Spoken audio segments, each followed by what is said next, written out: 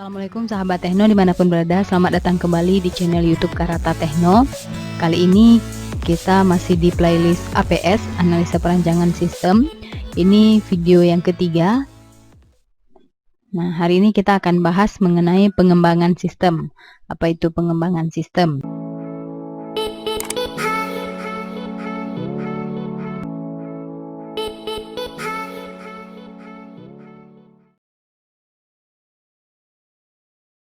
Nah, jadi pengembangan sistem itu proses menyusun suatu sistem baru untuk menggantikan sistem yang lama secara menyeluruh atau menyempurnakan sistem yang telah ada atau berjalan. Di pengembangan sistem ini, kita akan membuat suatu sistem baru atau menggantikan sistem yang sudah ada ini, mungkin dari sisi input, proses, ataupun outputnya. Nah, baik sistem yang sudah terkomputerisasi ataupun yang belum terkomputerisasi. Nah, bagaimana tahapan dari pengembangan sistemnya? Nah, ini adalah tahapan-tahapan yang ada dalam pengembangan sistem. Yang pertama, tahapan investigasi. Setelah kita investigasi, kita analisis. Setelah analisis, kita desain atau perancangan dari sisi database-nya, dari sisi tampilannya, ke user interface-nya seperti apa, user experience-nya seperti apa. Berikutnya, maaf, ini tahap keempat maksudnya, bukan tahap ketiga, implementasi. Jadi ini 4 tahapan dalam pengembangan sistem. Jadi investigasi, analisis, desain atau perancangan. Tahap yang keempatnya implementasi. Nah, kita akan bahas tentang investigasi terlebih dahulu. Nah, apa itu investigasi? Nah, investigasi itu adalah proses untuk penyelidikan dengan mencatat atau merekam fakta ya di lapangan. Kita langsung meninjau atau melakukan percobaan untuk mendapat data, untuk melihat langsung bagaimana di tempat yang akan kita kembangkan suatu sistem, apakah benar-benar dibutuhkan atau tidak. Adapun tujuan dari investigasi yaitu yang pertama untuk melihat dan mengevaluasi permintaan suatu pengembangan sistem itu benar atau tidak. Jadi tujuan dari investigasi ini untuk kita lihat ini benar apa tidak ada permintaan untuk pengembangan suatu sistem. Misalnya pengembangan sistem di rumah sakit, kita pada saat proses investigasi ini kan kita datang ke rumah sakit, kita melihat kondisi sistem yang berjalan di rumah sakit itu seperti apa. Nah, di situ proses kita melihat, meninjau dan menyelidiki atau mencatat apapun yang akan kita kembangkan nantinya. Di sini intinya yang pertama untuk mengecek benar-benar ada atau tidak itu. Itu tujuan pertama. Yang tujuan kedua untuk memantapkan atau menunjukkan masalah yang sebenarnya terjadi di samping menjadi salah satu cara seorang analis untuk mengerti sistemnya secara mendalam. Nah, dengan investigasi ini juga karena kita sudah datang ke tempatnya, kita jumpa dengan pemiliknya, kita menanyakan kebutuhan-kebutuhan mereka, jadi kita tahu ini bahwasannya benar-benar dibutuhkan dan kita sudah paham bagaimana sistem yang akan kita kembangkan. Nah, ini 2 hal tujuan dari investigasi. Berikutnya ada teknik investigasi. Jadi teknik investigasi ini ada 2. Yang pertama ada studi awal, ada studi kelayakan. Nah, kita akan bahas satu persatu ke studi awal terlebih dahulu. Studi awal ini kita identifikasi masalah yang diterima dari pemakai sistem atau user. Jadi pada saat kita investigasi itu pasti kita dapat terima, oh kami nggak bisa buat laporan cepat, kami nggak bisa ini, nggak bisa itu. Nah, itu yang kita tangkap terlebih dahulu, kita identifikasikan semua masalah-masalah yang ada dari pemakainya. Nah, itu yang menjadi catatan kita di studi awal. Nah, tujuan dari studi awal ini, yang pertama, kita akan tahu kebutuhan-kebutuhan sistem yang baru atau usulan. Mereka tidak bisa mengakses dari manapun misalnya untuk laporannya. Kalau mau dapat laporan harus ke ruang tertentu atau tunggu orang yang ada di tempat tersebut. Nah, mungkin itu kita bisa buat sistemnya nanti website bisa diakses dari manapun. Itu mungkin solusinya itu. Jadi ini tujuan untuk kita studi awal. Yang kedua, untuk memperbaiki sistem lama atau yang berjalan. Nah, hampir sama kayak tadi, mungkin bisa jadi dari sisi inputannya atau outputnya atau prosesnya kita perbaiki. Mungkin sudah punya sistem yang desktop, kita rubah ke sistem yang website ataupun mobile gitu. Berikutnya, untuk memaksimalkan sumber-sumber daya yang telah dimiliki. Mungkin kita sudah punya karyawan di sana, tetapi prosesnya untuk pelaporan misalnya masih butuh waktu lama karena sistemnya masih manual gitu, masih di buku, jadi butuh waktu yang lama. Dengan adanya sistem yang baru ini semuanya sudah terkomputerisasi, jadi lebih cepat. Nah, ini 3 hal yang berhubungan dengan tujuan studi awal. Berikutnya, studi kelayakan. Nah, studi kelayakan ini proses mempelajari, memahami masalah yang telah ditentukan sesuai dengan tujuan akhir yang akan dicapai. Kita tentukan di sana kita sudah mempelajari masalah-masalahnya seperti apa, terus kita tentukan ini layak enggak dibangun sistem untuk perusahaan tersebut. Kalau misalnya dari sisi masalah yang sudah kita dapat tadi, kayaknya ini cocok buat website misalnya. Apakah layak atau tidak untuk dibuat website untuk perusahaan tersebut? Itu namanya studi kelayakan. Studi kelayakan dilakukan untuk yang pertama, untuk memahami operasi dari sistem yang lama atau berjalan lebih rinci. Nah, kalau misalnya kira-kira sekarang yang sistem buku, kita buat sistem komputer, lebih layak atau tidak? Nah, itu yang menjadi pertimbangan. Berikutnya, untuk menentukan masalah-masalah yang menjadi penyebab sehingga sistem yang lama berjalan belum dapat mencapai sasaran. Tadinya dengan yang masih manual, laporan bulanannya lama selesainya. Apakah nanti dengan adanya sistem baru bisa menjadikan lebih cepat atau tidak? Nah, layak atau enggak untuk kita gunakan sistem yang baru, itu juga yang harus diperhatikan. Berikutnya, kita menentukan kebutuhan-kebutuhan informasi pemakai. Dari proses di studi awal tadi, pada saat kita melakukan investigasi itu, pasti kita mendapatkan informasi apa saja yang selalu dibutuhkan dari pemakai. Karena biasanya di perusahaan itu ada bidang-bidangnya.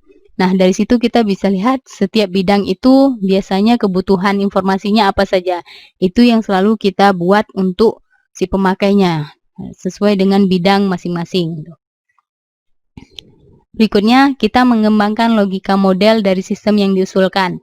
Kalau memang sudah layak, oh ini sudah layak kita gunakan website. Berarti kita yang memikirkan logika website itu nanti seperti apa. Apakah web based ataupun dia portal dan web based. Nah, itu yang dipertimbangkan dari sisi logikanya. Nah, kalau kita sudah mengembangkan logika, sekarang kita mengembangkan dan mengevaluasi alternatif pemecahan masalahnya. Tadi kan kita mengusulkan apakah web based atau web based plus portal ataupun mobile ataupun yang lainnya, itu kita usulkan. Nah, sekarang kita evaluasi dari alternatifnya. Kalau website berarti nanti seperti apa, kalau misalnya mobile itu seperti apa alternatifnya. Kita kembangkan dan kita evaluasi cocok atau tidak cocok gitu. Berikutnya, memutuskan alternatif pemecahan masalah dengan baik. Kalau misalnya yang di kelima itu kita evaluasi alternatifnya, kalau web ini seperti apa, mobile ini seperti apa, dan lain-lainnya. Nah, di yang keenam ini memutuskan alternatif pemecahan masalah yang baik.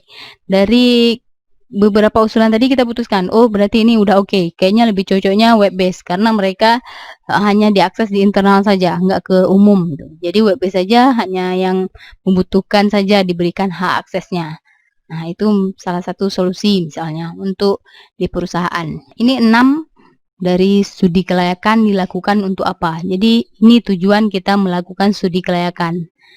Untuk memahami operasinya yang berjalan secara lebih rinci, menentukan penyebab dari masalahnya, menentukan kebutuhan sistemnya, kita tentukan nanti logikanya seperti apa, logika modelnya, terus kita evaluasi dari alternatif yang kita sarankan, dan yang terakhir kita putuskan kita jadinya pakai yang alternatif apa. Ini adalah studi kelayakan gitu ya. Sekarang kita lanjutkan ke pertimbangan dalam studi kelayakan. Jadi pada saat studi kelayakan ini ada beberapa hal yang harus kita pertimbangkan. Yang pertama,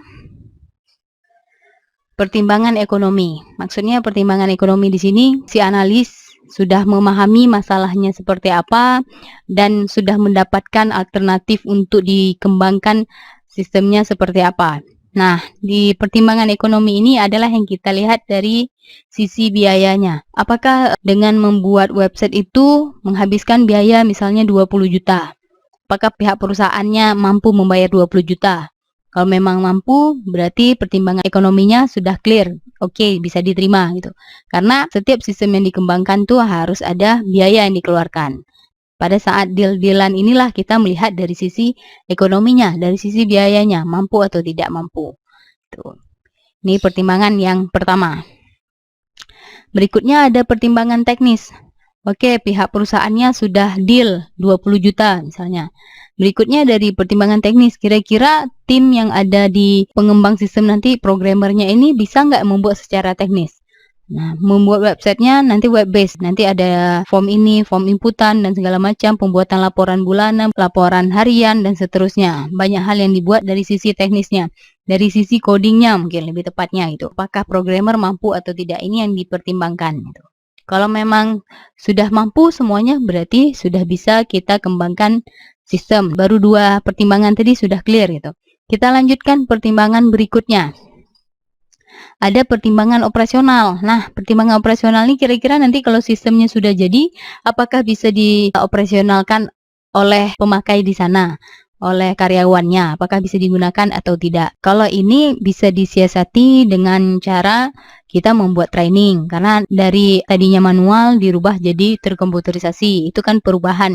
Nah, setiap perubahan pasti ada ilmu baru di sana, makanya mungkin ini bisa disiasati dengan training tuh. Di pertimbangan operasional. Kalau yang operasional ini lebih kepada si pemakainya ya. Berikutnya ada pertimbangan jadwal waktu. Nah, pertimbangan jadwal waktu ini lebih kepada si analis sama programmer. Karena misalnya membuat suatu website, dia minta waktunya 1 minggu. Nah, itu harus dipertimbangkan. Harganya 20 juta, waktunya 1 minggu. Bisa diselesaikan? Kalau memang nggak bisa diselesaikan, berarti ini harus dipertimbangkan dulu. Berapa? Apakah jangka panjang mungkin, step by step, atau jangka pendek? Jadi ditentukan. Makanya di surat kontrak pada saat pengembangan sistem itu kita harus menentukan jadwalnya, jadwal waktunya. Kira-kira deadline-nya itu berapa lama? 3 bulan, 6 bulan, setahun, 4 tahun, dan seterusnya. Ini harus dipertimbangkan juga. Berikutnya, kalau sudah oke, misalnya kita sudah dapat dealnya 3 bulan. Berikutnya ada lagi yang harus kita pertimbangkan dari sisi hukumnya. Karena hukum di sini lebih tepatnya kita harus ada kontraknya. Kalau mau lebih aman berarti kita ada notarisnya. Jadi ada kontraknya yang ditandatangani oleh pemakai, oleh pembuat sama notaris. Jadi dari sisi hukumnya ini jelas gitu. Kalau nanti terjadi hal-hal yang tidak diinginkan, misalnya tidak selesai ataupun selesai tapi belum dibayar, jadi kita bisa menuntut secara hukum. Ini yang harus diperhatikan.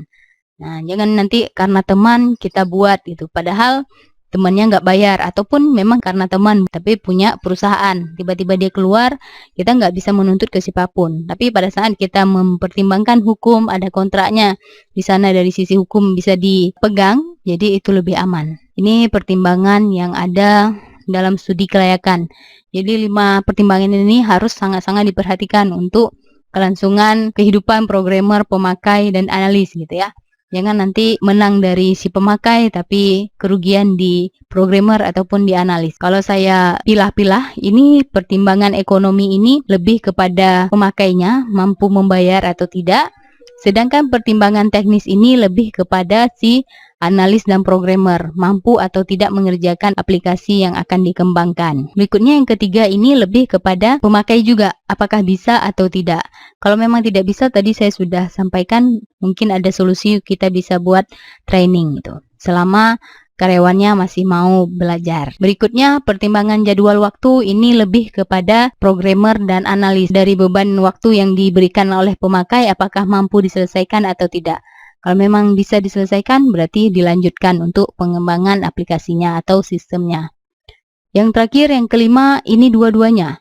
Dari sisi pemakai, dari sisi analis dan programmer ya, kedua belah pihak ini, pengguna dan yang mengembangkan, itu harus ada pertimbangan dari sisi hukumnya. Apakah menggunakan notaris atau tidak menggunakan notaris. Yang penting ada kontrak kerja yang jelas.